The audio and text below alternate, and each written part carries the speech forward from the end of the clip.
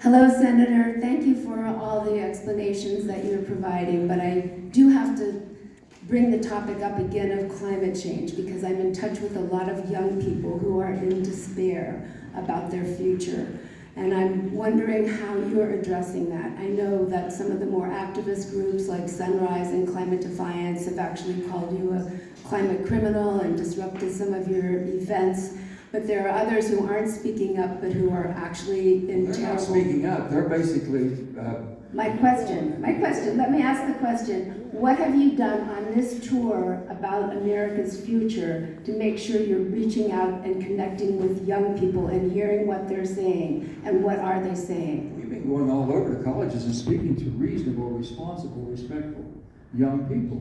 The people you just mentioned in those two groups who get very, very animated.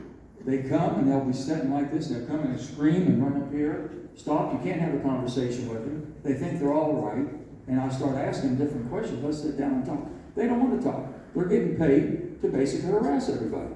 I understand what I'm dealing with, and I continue to deal with it. And anytime I want to have a civil conversation, I'm happy to do it.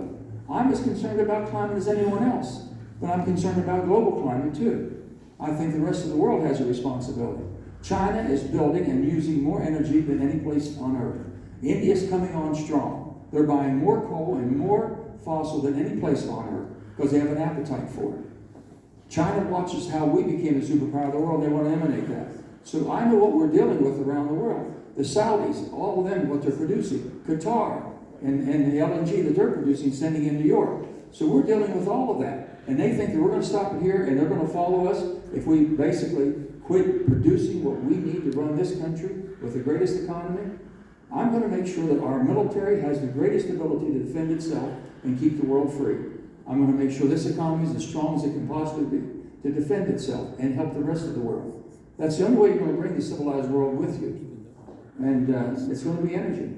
It is. I wish we had more time. We could talk quite a long time, but we have to turn it back over to Deb Hackathorn. Thank you so much, Senator Joe Manchin. Thank you all. Appreciate it.